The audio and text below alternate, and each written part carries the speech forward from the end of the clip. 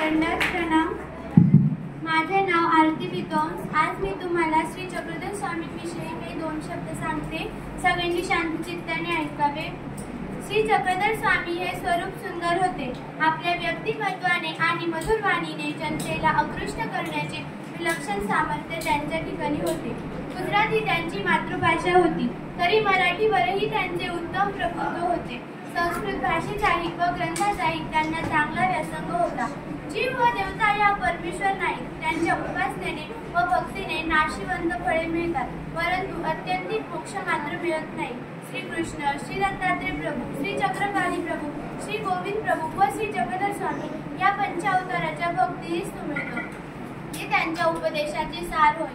ते अहिंसेचे पुरस्कर्ते होते. वर्ण विषमता, जातीभेद, विटाळ, चांडाळ हे त्यांना मान्य नव्हते. त्यांच्या अनुयायांचा जो पंथवा मार्ग निर्माण झाला त्यालाच आज महानुभाव पंथ असे म्हणतात. त्यांचे पट्ट शिष्य नागदेवाचार्य यांनी त्यांच्यानंतर या पंथाचा प्रसार केला. महानुभाव या नावाचा महान अनुभव असलेला तेज, बल, यशसह महानुभाव असाही अर्थ केला जातो. हा महानुभाव पंथ यादव राजाच्या कारकिर्दीत 12व्या शतकात महाराष्ट्रात उदयास आला. सामान्यांना त्यांच्या भाषेत मोक्षमार्ग सुलभ करून सांगणारे जैन, नाथ, लिंगायत आदी पंथ यापूर्वीच प्रस्थापित झाले होते. त्या काळात कर्मकांडाचे प्रस्थ वाढून सकाम भक्तीचे बंड माजले होते. त्या काळात कर्मकांडाचे प्रस्थ वाढून सकाम भक्तीचे बंड माजले होते.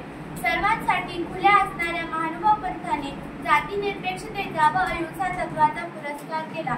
महानुभाव या नावाने हा पंथ आज जरी ओळखला जात असला तरी त्याची महात्मा, अच्युत, जयकृष्णी, भट्टमार्ग, परमार्ग अशी अन्य नावेही आहेत. गुजरातीत अच्युत पंथ, पंजाबात जयकृष्णी पंथ ही नावे लोकप्रिय आहेत.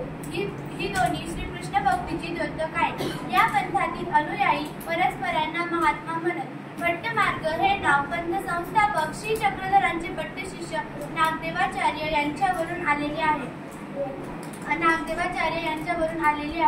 दंडवत प्रणाम.